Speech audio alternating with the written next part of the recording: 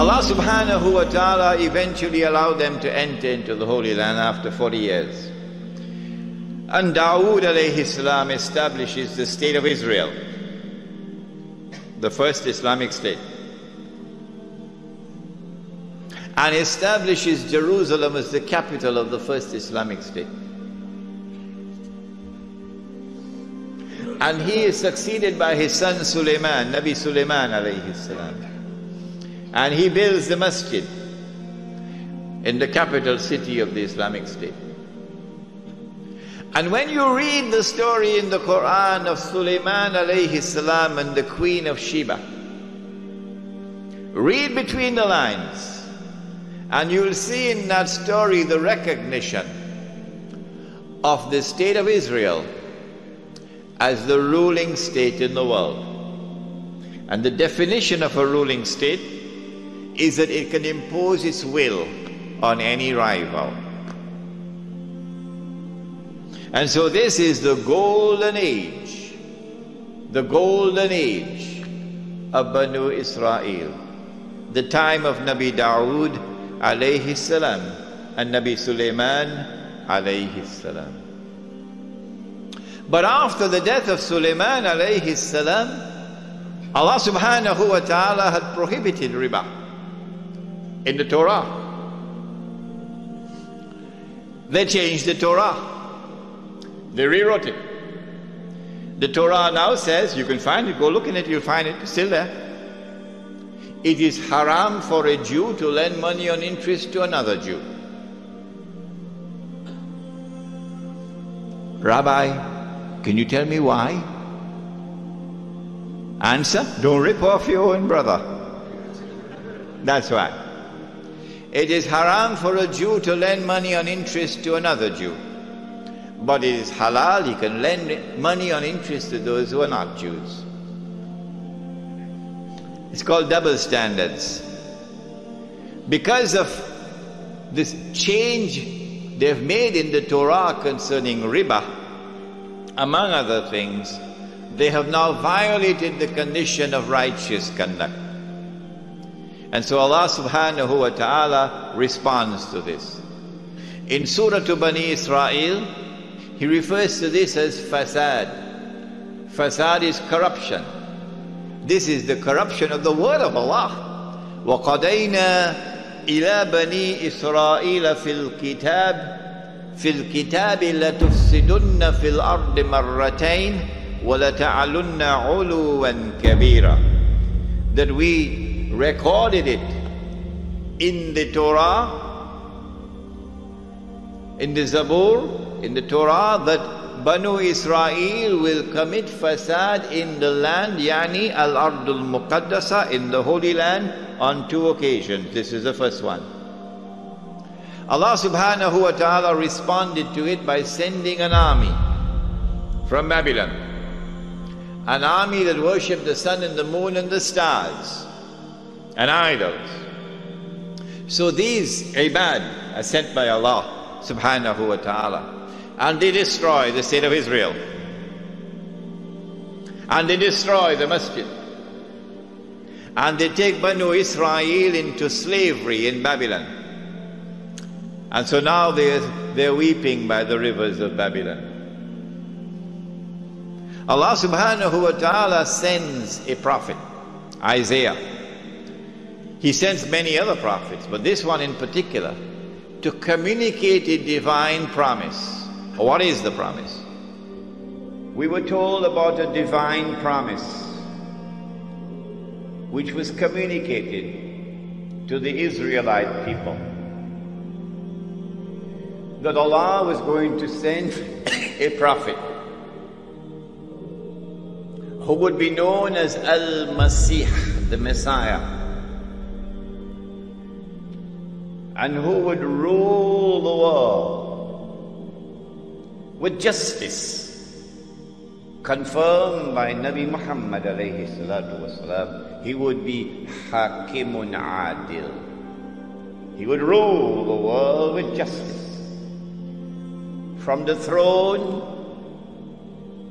of Nabi Dawood alayhi salam, the Prophet David, and with a rule which would be eternal. But when that promise was communicated, the Israelites were out there in Babylon, and the Holy Land was occupied. The Israelite people understood that if the Messiah was to fulfill this divine promise, there were certain logical implications which followed. Number one, that he would have to liberate the Holy Land.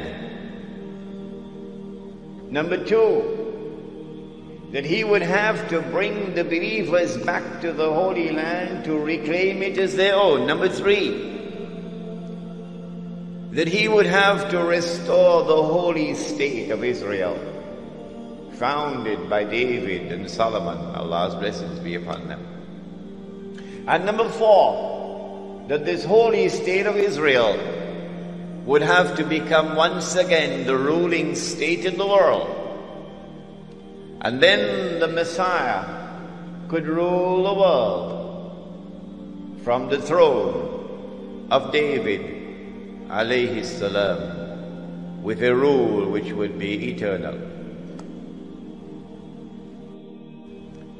After almost 100 years in Babylon, suddenly things began to happen, and the Holy Land was liberated. The Persian Empire defeated Babylon, and the Israelite people were allowed to return to the Holy Land to reclaim it as their own and to restore the holy state of Israel. And the temple or the masjid built by Solomon alayhi salam was rebuilt. And so the Israelite people are now excited. The excitement has reached fever pitch. The Messiah must be around the corner. The golden age is coming back. We're going to rule the world one more time. And sure enough, the Messiah came.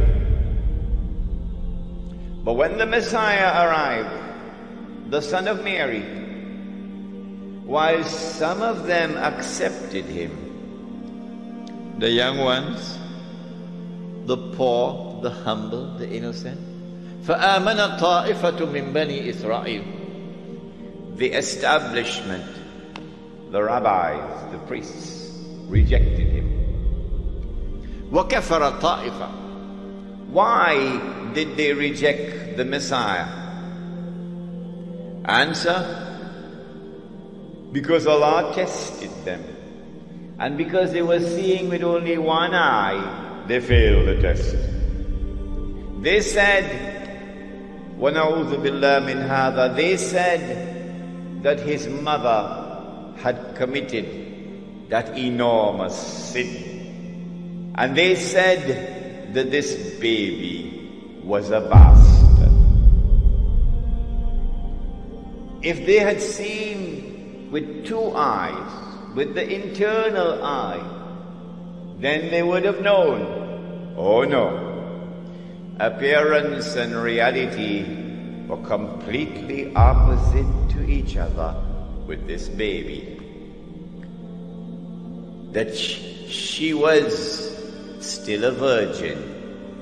She gave birth to the baby.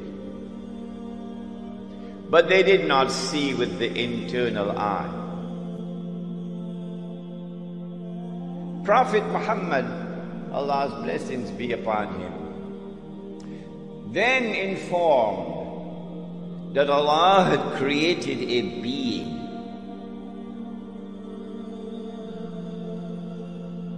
and Allah had committed to that being the mission